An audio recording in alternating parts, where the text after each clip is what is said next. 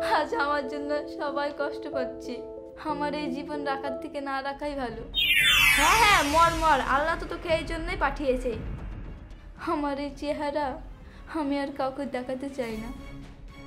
দেখ, আল্লাহ সবাইকে দুনিয়াতে কিছু না কিছু করার জন্য পাঠিয়েছে। তোর চেহারা খারাপ হতে পারে, কিন্তু তুই পড়াশোনার দিক থেকে খুবই ভালো। তুই একবার পড়াশোনা করে দেখ না, দেখবি তোকে একদিন সবাই ভালোবাসবে। কিন্তু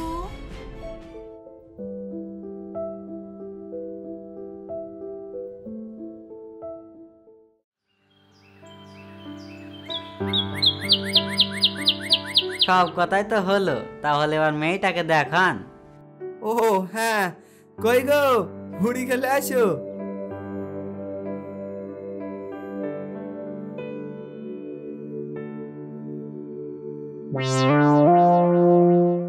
আব্বা, তুমি আর কি মেয়ে দেখাতে লেছো? আমার তো দেখেই বমি বমি করছে। তাই তো হলো রে, আমার তো দেখি বুমি বুমি করছে। আপনার সাহস তো মন্দ না দেখছি। আমার ছেলের দিকে তাকান আর আপনার মেয়ের দিকে তাকান। আপনার মেয়েকে দেখে তোমার বুমি উঠছে। হয়তো বাড়ি গিয়ে দুমুঠো ভাত খাবো, সেটাও ঢুকবে না। আর হ্যাঁ, ভিখারি ভিখারির মতন থাকবি, বামুন হয়ে চাঁদে হাত বাড়ানোর চেষ্টা করবি না।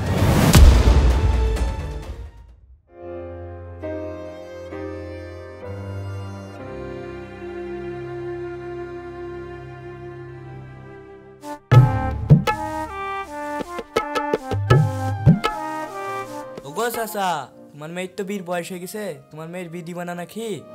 তুই কাহাকে কি বলছি? কালকে নাকি শুনলাম আর মেয়েকে দেখতে এসেছিল, দেখতে এসে অপমান করে চলে গেছে। অপমান করবে না, আর মেয়ের যে চেহারা, কুকুরেও মুইতবে না।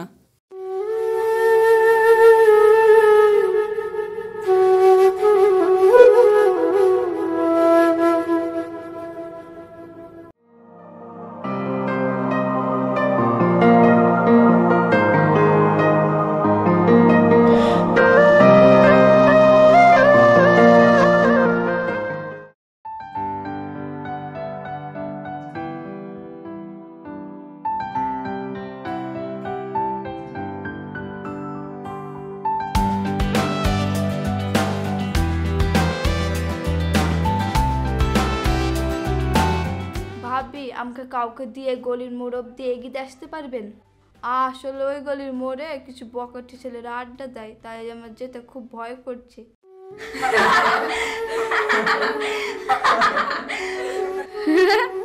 গলি ছেলেবেলা দেখি তুমি ভয় পাও না? ওরা তোমাকে দেখি ভয় পায়? মানে? ও কিছু না, আসলে তোমার গায়ের রং যে পরিমাণে কালো, আমার তো মনে হয় না এত অন্ধকারের মধ্যে তোমাকে কেউ দেখতে পাবে।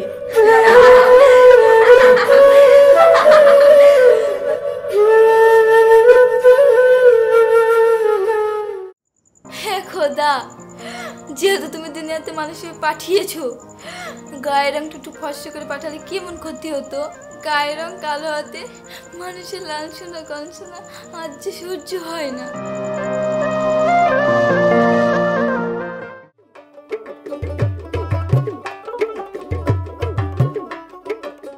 ওগো, শুনলাম কাল নাকি হাসিনাকে যে ছেলেটা দেখতে আসবে, ওর নাকি আগেও বিয়ে হয়েছিল, আবার শুনছি নাকি 4-5 বছরের বাচ্চাও আছে।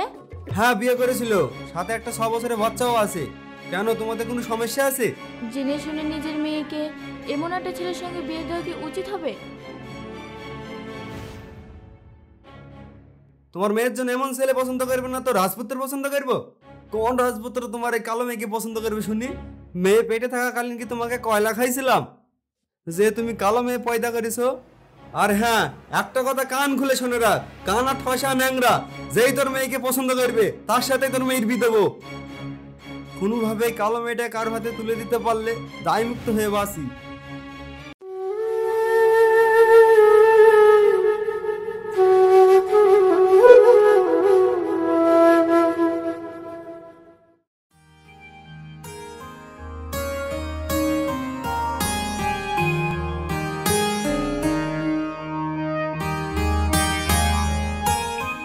যেভাবেই হোক মেয়েটাকে সুন্দর করে সাজাও, মেকআপ দিয়ে হোক আর যাই দিয়ে হোক, কোনো রকম পছন্দ করলে বাসি।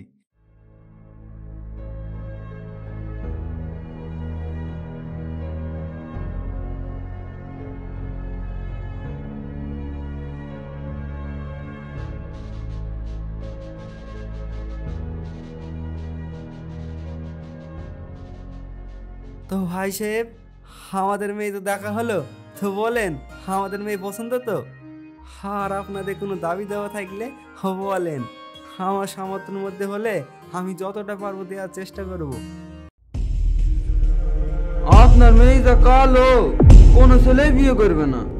দেখেন, আমার ছেলের সাথে আপনার মেয়ের বিয়ে দিতে পারি, কিন্তু একটা শর্ত আছে।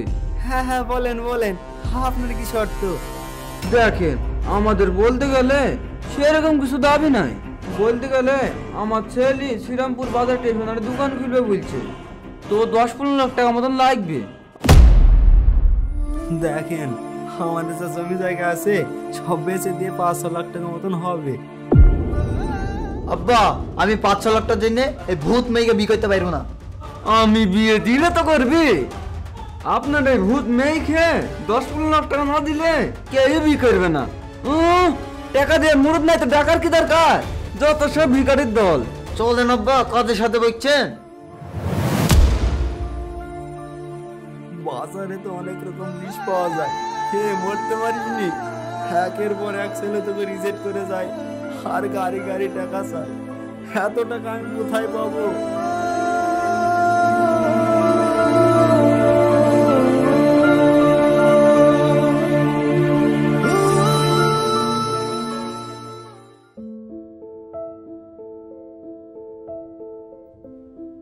আজ আমার জন্য সবাই কষ্ট পাচ্ছে। আমার এই জীবন রাখার থেকে না রাখাই ভালো। হ্যাঁ হ্যাঁ, মর মর, আল্লাহ তো তোকে এই জন্যই পাঠিয়েছে। আমার এই চেহারা আমি আর কাউকে দেখাতে চাই না। দেখ, আল্লাহ সবাইকে দুনিয়াতে কিছু না কিছু করার জন্য পাঠিয়েছে।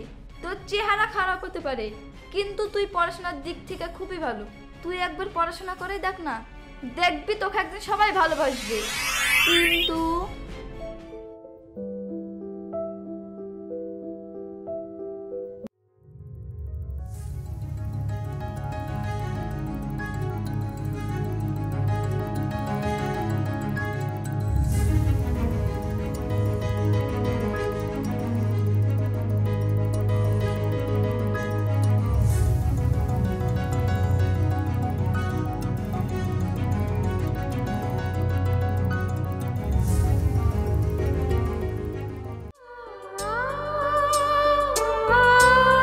চিঠি এসে চিঠি।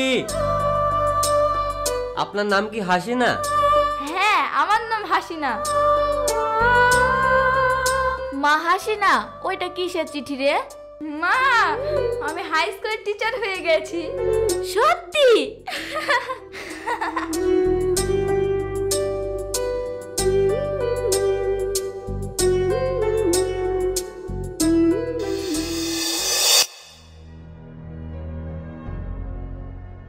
মা, তুই এসছি?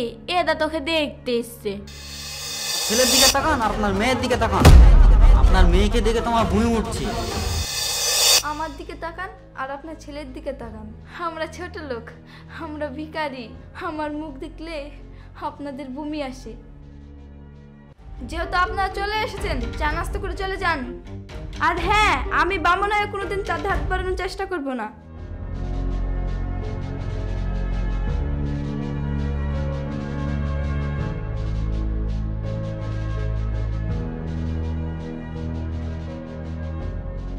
আমার কোনো দাবি দেওয়া নাই, শুধু আপনার মেয়েটুকু দিলেই হবে। ঠিক আছে, আমি বিয়ে করার জন্য রাজি আছি, কিন্তু আমার একটা শর্ত আছে। আমি কিন্তু বিয়ের পর চাকরি করতে পারবো না। কি বলছো? চাকরি করলে সমস্যাটা কোথায়? বিয়ের পর আমি সংসার করব, স্বামী সেবা যত্ন করব। আমি বাইরের কোনো চাকরি করতে পারবো না। এত বড় একটা চাকরি না করলে বা কেমন হবে? বাড়ি যাওয়ার গেটটা ওইদিকে। এই মুহূর্তের মধ্যে তুই যদি বাড়ি বাইরে না যাস, তা না হলে থাপ্পড় মেরে দাঁত ভেঙে দেবো। মা, তুই কি বিয়ে করবি নি? অবশ্যই বিয়ে করবো, যদি আমার গায়ের চামড়া দেখে বিবেচনা না করে আর চাকরির লোভ না করে। বাবা, আমি দেখতে কালো বা যেমনই হয় না কেন, আমি তো তোমারই মেয়ে। মানলাম বাবা হিসেবে তোমার টেনশন হতো বা হওয়াটাই স্বাভাবিক। তারপরে তুমি কিভাবে পারতে নিজের মেয়েকে এতটা কষ্ট দিয়ে কথা বলতে? বাবা, সৌন্দর্য বা শারীরিক গঠন মানুষের হাতে থাকে না। তাও তো অপমান হয়েছে ঘরে বাইরে বহুবার। বাবা, কালো মানুষের শরীর থেকে কি পচা গন্ধ বার হয়? বাসি ভাতের প্রশংসা সবাই করে, কিন্তু বাস্তবে খোঁজে বিরিয়ানি। তেমনই সমাজে কালো মেয়ের প্রশংসা সবাই করে, কিন্তু বাস্তবে খোঁজে ফর্সা রানী। কারোর গায়ের রং বা আকৃতি নিয়ে কখনোই মজা করবেন না, এটা ভীষণ কষ্টের।